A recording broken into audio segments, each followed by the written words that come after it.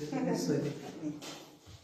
Boa noite a todos, sejamos todos bem-vindos, encarnados e desencarnados, que todos que vierem a esses que vieram a este ambiente possam receber luzes, possam receber acolhimento, possam receber aquilo que estão procurando em espiritualidade, melhoramento, instrução, né? Que essa casa sempre proporcione esses benefícios para cada um de nós. Estamos aqui hoje. E hoje vou contar uma história para vocês, uma história muito bonita. Ela me emocionou bastante ao estudar essa história e eu desejo que ela também emocione, que ela instrua vocês, que todos aqui possam tirar algum proveito dessa história que eu vou contar hoje. Gostaria de perguntar primeiro, quem já ouviu falar de Bezerra de Menezes? Pode levantar a mão? O objetivo de eu perguntar é para saber se faz sentido eu contar uma história que ela é bastante, na verdade, conhecida no meio espírita, né? Muitas pessoas conhecem esse personagem, esse espírito de muita luz, que hoje a gente vai conhecer um pouco sobre a história dele. Como eu nasci numa família que já era espírita, desde que eu me entendo por gente, né, como se diz, meu pai, na verdade, ele era dirigente de centro de Umbanda.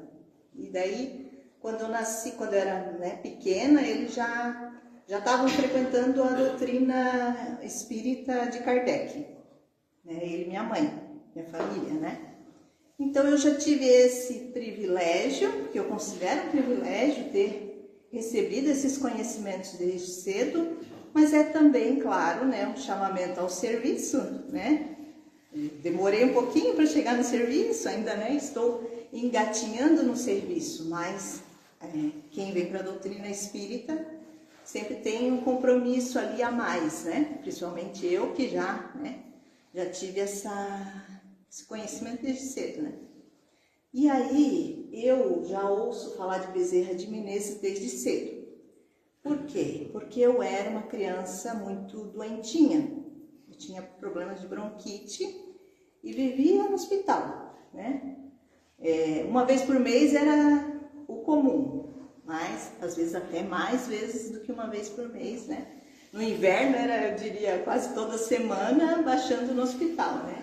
Então minha mãe sempre buscou todo tipo de tratamento para tentar ajudar, né? Porque não devia ser fácil para ela, né? Ter que estar sempre cuidando ali, né, de mim, e também por, né, claro, não querer me ver naquela situação, porque quem tem problema respiratório sabe como é, né? A gente fica com falta de ar, né? Uma sensação difícil.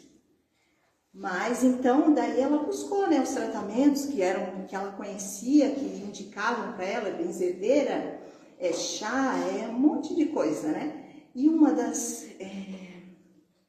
coisas que foi proposta para ela foi fazer, né, a receita espiritual, que a gente chama, né? Então, assinada por Bezerra de Menezes, porque ele é muito conhecido nessa questão da saúde. Ele também tinha muitos conhecimentos, né, na vida que a gente vai estudar ali, né, na encarnação, né, como Bezerra de Menezes. Ele foi médico e muito na questão da homeopatia. Então, né, naquele tempo era bem comum tanto receitas espirituais quanto receitas homeopáticas sendo atribuídos a Bezerra de Menezes. Então, né, eu já escuto falar, mas já com um tempinho dele. Mas é claro, a história eu vim conhecer mais pra frente, né? Então, assim, algumas formas que ele foi tratado foi como médico dos pobres. É uma expressão que, né, se atribui a ele. Outra foi Kardec brasileiro, apóstolo da caridade. Se a gente procurar no Google da vida, vai dizer que ele foi médico, político e líder espírita, né? Então, todas essas alcunhas, esses, vamos dizer assim, títulos, né, são atribuídos a Bezerra de Menezes. E a gente vai tentar conhecer um pouquinho sobre ele. Então, um pouco de história. Eu achei um site que é como um museu virtual sobre a história de Bezerra de Menezes. E lá tinha um fragmento, esse que é a certidão de nascimento dele, né? É uma letra difícil de entender, mas ali se tu, né, quem tem um olhinho bom vai enxergar algumas palavras ali que fazem sentido de ser. Essa certidão dele. Então, o nome que ele tinha, Adolfo Bezerra de Menezes Cavalcante. Depois, mais para frente, ele passa a não usar mais o Cavalcante. O nascimento dele no dia 29 de agosto de 1831, na cidade que chamava município de Riacho do Sangue, que hoje chama Jaguaretama, no estado do Ceará. A filiação dele, então, Antônio Bezerra de Menezes, que era capitão das antigas milícias e tenente-coronel da Guarda Nacional, e Fabiana Cavalcante de Albuquerque.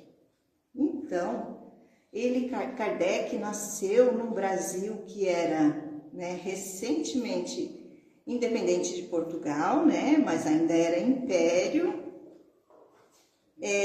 O Brasil escravagista, né, e o espiritismo ele ainda vai nascer, né, em 1831 ainda não a doutrina de Kardec ainda não tinha sido, né, começada, né. Então, esse é o contexto que ele, né, nasceu. E aí, como que foi os estudos e carreira desse moço, né? Ele a gente vai ver que ele foi bastante estudioso, intelectual, facilidade de aprender muitas línguas e conhecimentos, né? Também lá desse museu tem a tese de conclusão do curso de Bezerra de Menezes, quando ele se formou em medicina, né? Tem essa fotinho ali. E a gente vai ver então que ele fez muito bom uso de todas essas faculdades que ele recebeu, né?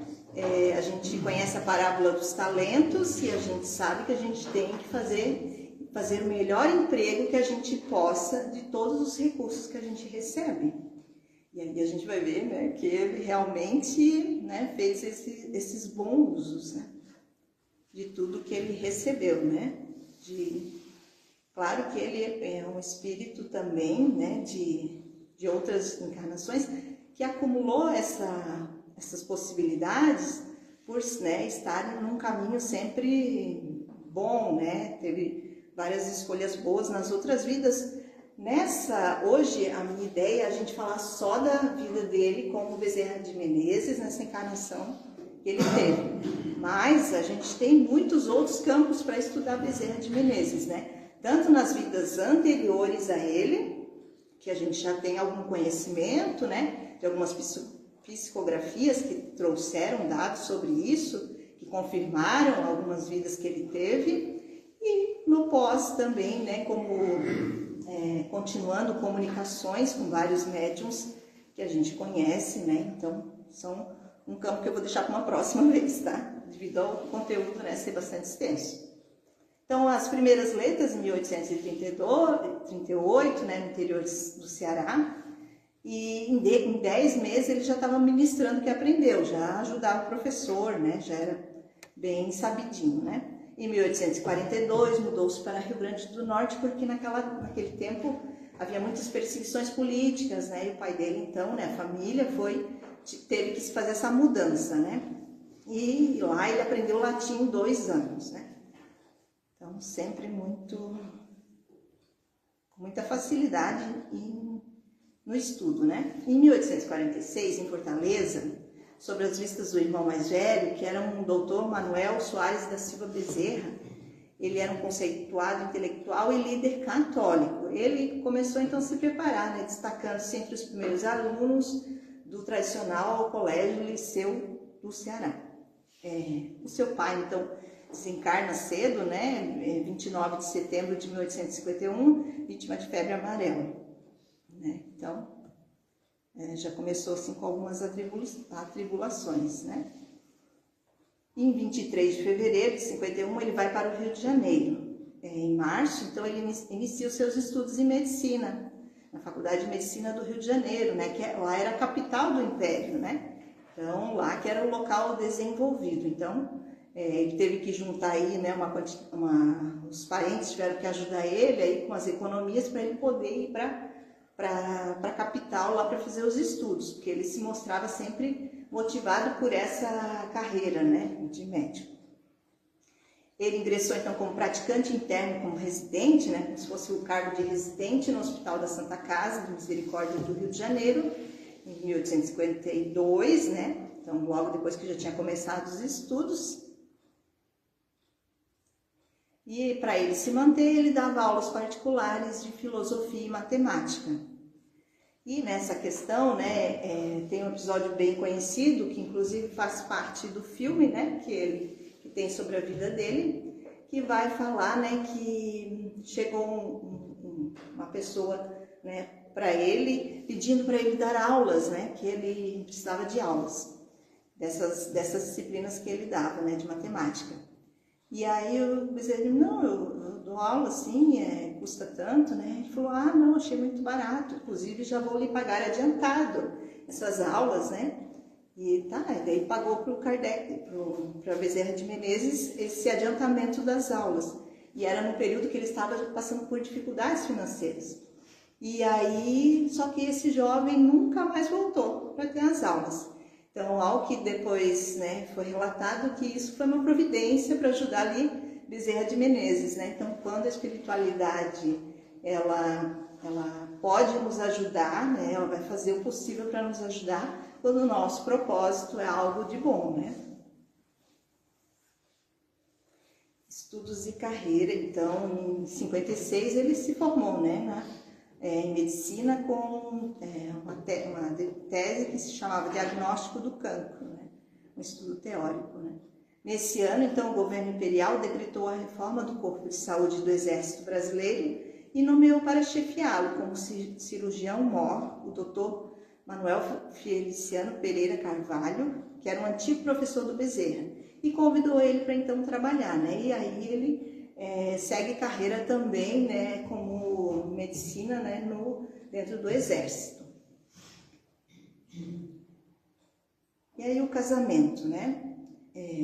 Bezerra de Menezes, então, teve 2 casamentos, né? Primeiro com Maria, que é a primeira esposa, e depois com Cândida. No 6 de novembro de 1858, ele casou com Maria Cândida de Lacerda. Só que essa primeira esposa, em 24 de março de 1863, ela faleceu de um mal súbito, deixando então 2 filhos pequenos, de 3 e 1 ano de idade, né? Então, quem ajudou na criação, então, foi a irmã dessa Maria Cândida, que se chamava Cândida Augusta de Lacerda Machado. E aí, como ela começou a cuidar das crianças dele, ela estava sempre na casa dele, e também, claro, né, pela proximidade, acabou tendo um afeto por ela, ele né, propôs o casamento para ela, né, até para não difamar ela, né, por ela estar sempre na casa dele, até tarde, né, ele como médico precisou dessa ajuda, né, então, diz o Divaldo, numa palestra também, que no plano espiritual, as duas, né, a Maria Cândida disse que concordou em emprestar a irmã dele, mas era um empréstimo do Bezerra, não era, né, foi um comentário que o Divaldo gosta de fazer uma graça, né, nas exposições. Então, e com essa segunda esposa, ele teve mais 12 filhos, né.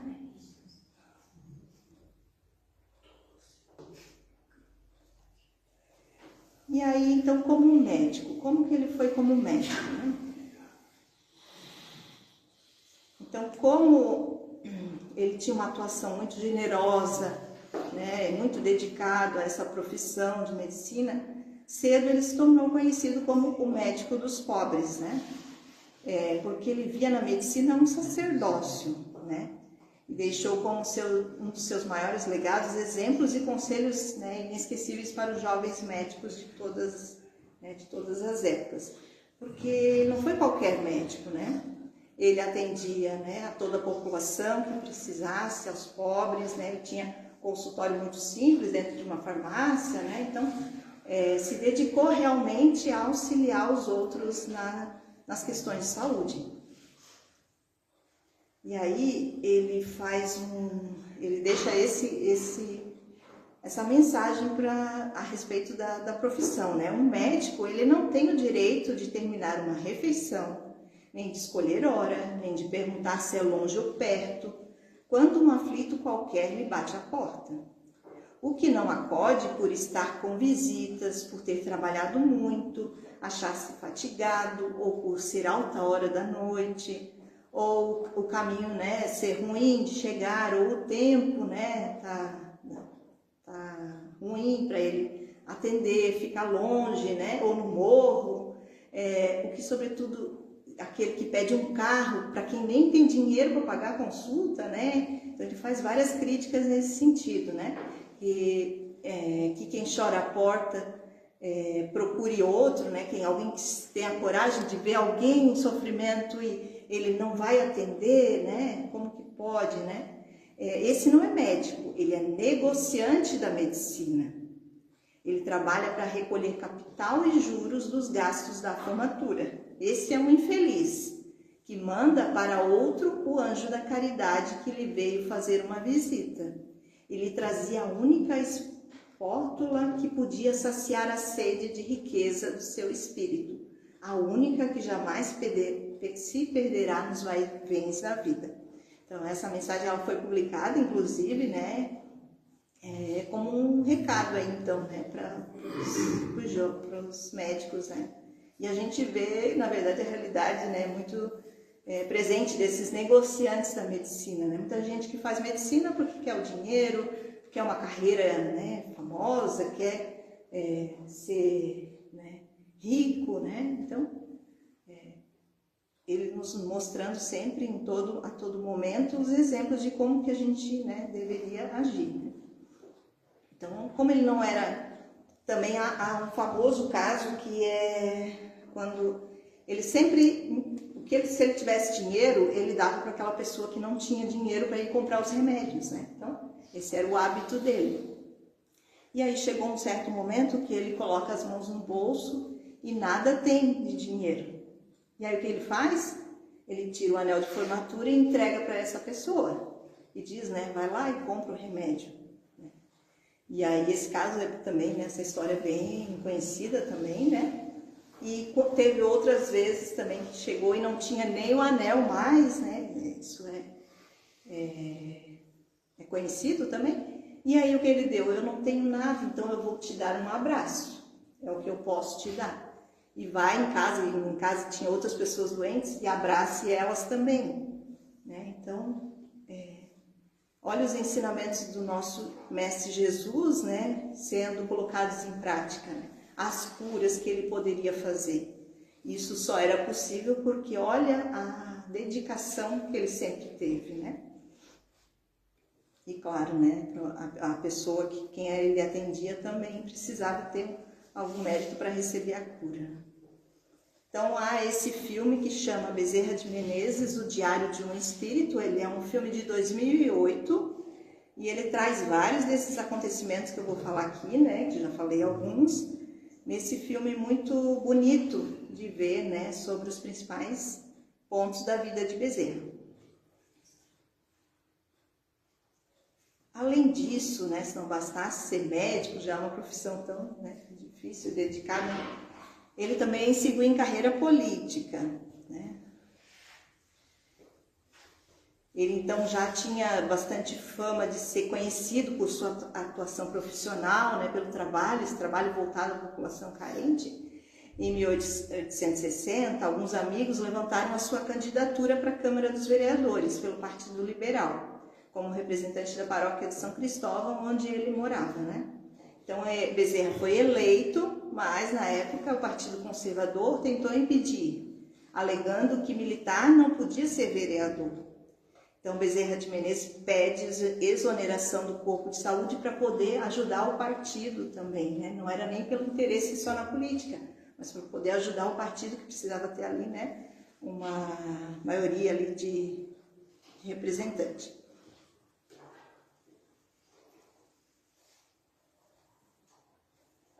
Então, de 1864 a 1868, ele foi reeleito vereador, até 1860 permaneceu, então, nesse cargo de vereador, depois ele foi deputado provincial do Rio de Janeiro, né, em 1866.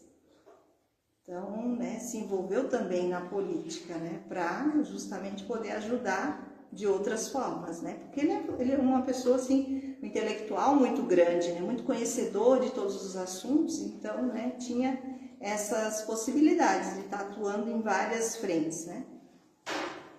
Como ideais e lutas, então, ele escreveu um ensaio A Escravidão no Brasil e as medidas que convém tomar para extingui-la sem dano para a nação.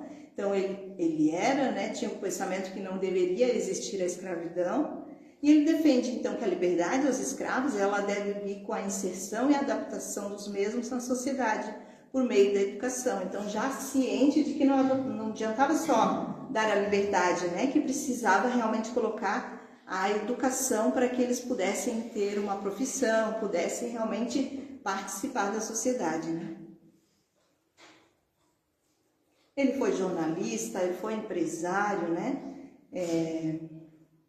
Também escreveu um ensaio sobre breves considerações sobre as secas do norte, preocupado com as populações que passavam dificuldade nesse Brasil, né, que a gente tinha naquela situação, né, vindo de uma região do Nordeste, né, conhecendo uma cidade pequena, né, de interior, assim, então conhecendo a realidade realmente da população, né. Também foi empresário de algumas companhias de estrada de ferro, de companhia de arquitetônica, né, no Rio de Janeiro, né. Presidiu também a companhia Ferro Carril de São Cristóvão, então assim, se dedicou, né, a tudo que ele pôde, né. Escreveu algumas obras, enquanto nessa vida, também depois como psicografias, né. Uma das obras, assim como nessa vida, né, terrena, A Loucura sob o Novo Prisma. Nessa obra, ele considerava que a loucura ela não era como se achava, fruto de um problema no cérebro, né? Não era uma causa física. Ele já entendia que as nossas doenças elas têm outras causas, né? Problemas relacionados a um pensamento, a alma. Ele já tinha essa consciência de que, né, a loucura não era fruto de um dano no cérebro só que causava aquilo ali. E aí, como é que ele se tornou espírita, né? Porque ele não nasceu espírita, ele nasceu no meio católico, né? Então, em 1875, houve a primeira tradução brasileira de O Livro dos Espíritos. O tradutor era o Dr. Joaquim Carlos Travassos, com pseudônimo de Fortúnio, e era amigo do Dr. Bezerra. Ele oferece essa obra, né? E aí, Dr. Bezerra, ao ler a obra, ele lia, mas não encontrava nada que fosse aqui, na verdade, a transcrição do que ele realmente falou, né? Isso está registrado, né, no Reformador, que era o jornal espírita da época, que, né, ele escrevia, mas escrevia com codinomes, né? Porque o espiritismo extremamente perseguido naqueles tempos, né? Então tinham que ter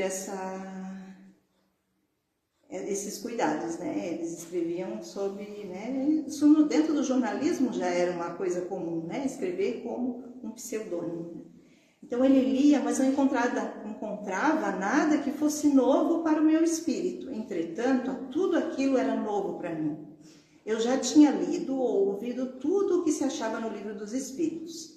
Preocupei-me seriamente com este fato maravilhoso e a mim mesmo dizia: parece que eu era espírita inconsciente, ou mesmo, como se diz vulgarmente, de nascença. Então, claro, né, ele já tinha muito conhecimento, né, sobre, no plano espiritual a gente estuda, né, e ele totalmente preparado, né, como a gente vai ver a missão dele aqui nessa encarnação, mas ele não tinha tido ainda conhecimento, então tudo que ele lia fazia muito sentido para ele. Ele olhava assim, não, realmente isso aqui eu concordo com isso faz sentido, né? Então, nada de novo para o espírito, né? E daí, em 1883, o Espiritismo, ele era um movimento assim, né, tinha muitas correntes contrárias a ele, dizendo que aquilo era, né, era uma fantasia, né, que não havia essa comunicação com os espíritos, enfim, muito questionado. Então, foi lançado esse periódico Reformador, pelo Augusto Elias da Silva, né, para eles escreverem sobre isso. A gente tem que pensar que essa era a forma de divulgar uma informação, através de periódico. Naquele tempo era assim, né? Hoje seria por redes sociais, né, que tem essa tentativa de convencimento, mas naquele tempo, então, fazia-se uso dos periódicos para divulgar as informações dentro da sociedade, né? E Elias também fundou a Federação Espírita Brasileira no ano de 1884.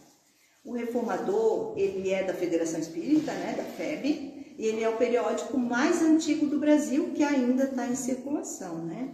Em fevereiro de 1883, o Bezerra escrevia, né, começava a escrever dentro dessa revista com as iniciais A e M, né? Ele usava essa codificação, ou como Max também. E aí, né, a gente está falando do Espiritismo aqui, né, de 1883, né, com a febre 84, e aí, passado esses aí pouco tempo, ele, no dia 16 de agosto de 1886, com 55 anos de idade, perante um grande público, em torno de 1.500 a 2.000 pessoas, num salão, né, de conferência da Guarda Velha, né, que era um local bem assim frequentado, né, para essas discussões, e não para discussões espíritas, mas eu digo, né, discussões da sociedade. E aí ele faz um longo discurso e justifica que a sua opção definitiva de abraçar os princípios da doutrina espírita, né? Então ele se declara, e isso choca muito, porque, né, a família dele fica muito indignada com isso, porque eles eram católicos. O irmão dele escreve uma carta, né, dizendo que onde que já se viu ele fazer aquilo, que ele estava, né, jogando o nome da família, e ele, né, ficam assim, o irmão fica um pouco revoltado com isso, né? Mas a gente está falando de uma declaração, né, forte para aquele tempo, alguém, né, com o nome dele, com aquele, né, todo essa bagagem que ele tinha, né, de político, né, de médico, e ele faz essa declaração, que para ele, claro, isso fazia todo sentido, né? E como que ele recebe, então, também essa alcunha de Kardec brasileiro, né? Ele tornou-se um grande divulgador do espiritismo no Brasil, né? Em 1889, ele se tornou presidente da FEB, implantou o estudo metódico de O Livro dos Espíritos. Em 1895, ele foi reconduzido para o cargo de presidente e implantou o estudo da obra Os Quatro Evangelhos de Rustang, né? Então, assim, ele sempre se preocupando, né, não só de outras pessoas conhecerem a doutrina espírita, através das escritas no Reformador, sobre colocar os pontos, né, que são relevantes para que as pessoas conheçam, né, fazer a divulgação, mas principalmente exemplificando, através da medicina que ele desempenhou, mostrando que a caridade é um dos pilares importantíssimos, né, dentro da doutrina espírita, e ele bem exemplificou isso, né? Então, ele não se preocupava só nas questões dos fenômenos mediúnicos, né, sobre essas questões. Ele tinha a preocupação de que as pessoas entendessem que aquilo fazia a diferença dentro da evolução delas moral, né? Então, essa era a preocupação de Kardec.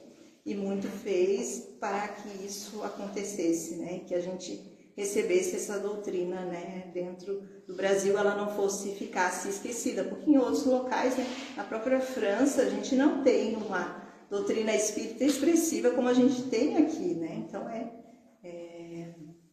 claro que também, né, a gente, com o passar do tempo, a gente quer que todos conheçam, né, esses conhecimentos, porque fazem a diferença, fazem mudar a forma como a gente vê as coisas que acontecem conosco, né? Então, e aí, né, no livro Brasil, Coração do Mundo, Pátria do Evangelho, Ismael, que é o espírito responsável pelo governo do Brasil, o governo espiritual, né, no plano espiritual do Brasil, ele dá a Bezerra, então, a tarefa de levar o espiritismo no Brasil, né? E aí, o dizer é assim: criar o nosso núcleo de atividades espirituais dentro dos elevados propósitos de reforma e regeneração, consolidando os primórdios de nossa obra, que é a de Jesus, no seio da pátria do seu Evangelho. Então, nesse livro, essa passagem fala que Bezerra, né, não conseguiu nem pronunciar, né, algum agradecimento, né, ele só se emociona com esse convite, né, de Ismael para que ele tivesse esse papel. Então a gente essa semana estava estudando sobre missão, né, dentro do estudo do Livro dos Espíritos, e aí olha um exemplo de missão, né, muito bela para um espírito que estava preparado, é claro, né, para receber essa missão. E aí Kardec retorna à pátria espiritual, né, claro. O seu desencarne ocorreu no dia 11 de abril de 1900, às 11h30 da manhã. Ele desencarna tendo ao lado, então, a sua dedicada companheira de tantos anos, Cândida Augusta, que era chamada também de Dodoca, né? E por ocasião da morte de Bezerra, Leon Denis se manifesta. E ele fala assim: quando tais homens deixam de existir, enluta-se não somente o Brasil, mas os espíritas de todo o mundo, né? Então, um reconhecimento para esse papel grandioso que Bezerra teve na doutrina espírita. Ele morreu pobre, com um consultório sempre cheio. Então, falava-se que o balanço dele mostrava que ele tinha um lucro enorme, mas na prática ele não tinha nada, né? Porque tudo ele doava para ajudar quem precisasse, né?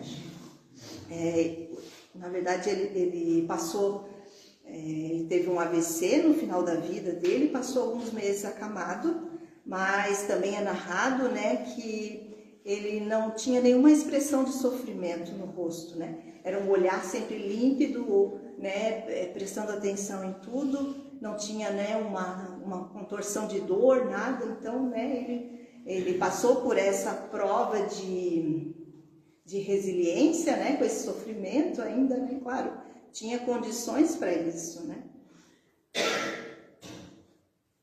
E aí aqui eu fiz só um breve resumo, então, de uma linha do tempo, né, do Bezerra. Então, o nascimento em 31, né, e desencarne em 1900, né, formado em medicina ali, né, primeiro contato com a doutrina espírita em 75, em 86 ele já se declarando, né, espírita, né, de uma forma tão profunda, né. Foram quase 69 anos dessa vida que muito valeu, né, uma vida que a gente pode dizer, nossa, que maravilha que ele conseguiu, né, nessa encarnação, a nos deixar esses tantos exemplos aí de uma vida realmente dedicada ao próximo, né, dedicada à doutrina.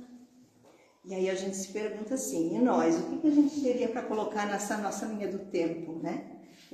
Será que a gente tem mais coisas boas ou, né, não tão boas, né, para nós colocarmos na nossa linha, né? Então, que a gente olhe um exemplo desse e que isso nos motive, que a gente possa ver que há luz, né? Que há sempre espíritos iluminados para nos auxiliar no nosso progresso, no nosso mundo, né? Dr. Bezerra vem para isso também, né? Nos auxilia até hoje, né? Eu vou deixar para a próxima apresentação ali os detalhes, mas ele recebe convite para ir para outro mundo mais evoluído, mas ele diz, não, eu não vou deixar aquelas pessoas que precisam de mim, né? Eu continuo na luta com eles e continuo até hoje, né? Então, esse é o exemplo que a gente tem desse espírito que Divaldo fala, ele é um espírito quase angélico, né? Ele não é um anjo ainda, mas ele está muito no caminho para isso, né? Que a gente possa, então, sempre ser grato a tudo que ele representa para nós, enquanto doutrina espírita. A gente no Brasil, podendo ter esses conhecimentos, é também parte, né, desse espírito de luz. O que eu utilizei, então, a gente tem um livro aqui na nossa biblioteca, é um livro bem pequenininho, mas ele traz muita descrição sobre vários pontos da vida de Bezerra, assim, como que ele pensava, em termos, né, da caridade, as perseguições que ele sofreu enquanto espírita e como que ele se saía. Ele tinha também muita habilidade em ser interlocutor quando nas reuniões mediúnicas, né, de interagir ali com aquele espírito sofredor. Tem um espírito que diz para ele, aqui tem, né, uma passagem nesse livro que fala assim, né, não, o que me convenceu não são as suas palavras, mas é o quanto você é uma pessoa boa, né? É isso que me convence a deixar essa perseguição obsediava uma pessoa, né? Então, assim, tem passagens lindas, né? É um livro que a gente não dá, assim, muita bola porque é pequenininho, né? Pensa assim, não tem muita coisa, é um livro de 1962, né? Mas tem muitos assuntos interessantes. Também pesquisei nesse museu virtual para pegar as fotos. Também tem o resumo dessa trajetória do Bezerra. Ele fica na Casa de Recuperação e Benefícios Bezerra de Menezes, lá no Rio de Janeiro, né, no bairro do Botafogo. Tem uma palestra do Divaldo também, que vai contar um pouco sobre a vida, né, dele, no canal da FEEC, né, de 2022, também, que tinha bastante conhecimento. Mas a gente tem, assim, uma porção de livro que fala sobre a vida dele, essa vida, as outras vidas, né? Então, tudo são assuntos que vale a pena a gente buscar e conhecer, e a gente vai, né, ter muita riqueza quando a gente vê um exemplo que nem, né, o Dr. Bezerra. E aí, eu gostaria de agradecer, né, a todos que me ouviram, e se alguém tiver algum comentário, fique à vontade para contribuir. Posso ilustrar o que você falou? É que Bezerra de Menezes, ele tem muita importância para o espiritismo, e pouca gente sabe disso. Mas na época no final da década do século XIX, o espiritismo no Brasil estava totalmente dividido, tinham várias correntes. E aí Bezerra de Menezes fez uma reunião com todos eles, fez um congresso, e se deu uma linha final para o espiritismo que permanece até hoje.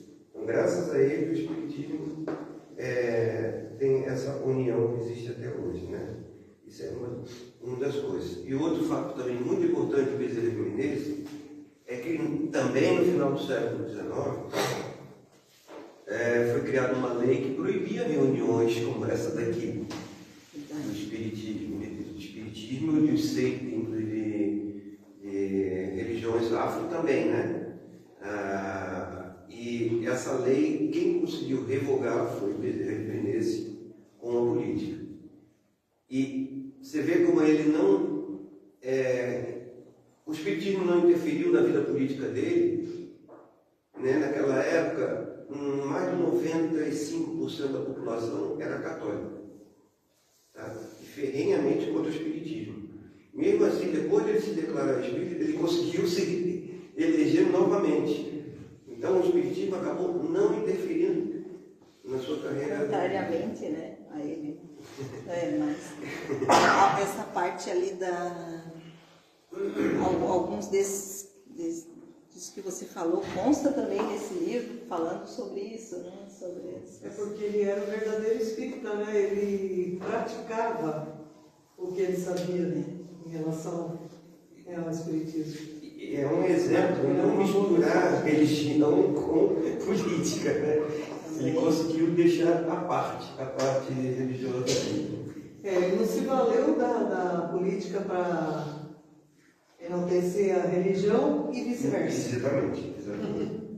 E é narrado também que ele é responsável por vários projetos de lei, né? Ele não era um político só de cumprir tabela, né? Ele era um político realmente atuante, buscando melhorias ali para quem realmente precisasse, né? Então, vamos encerrar então o nosso momento aí da noite.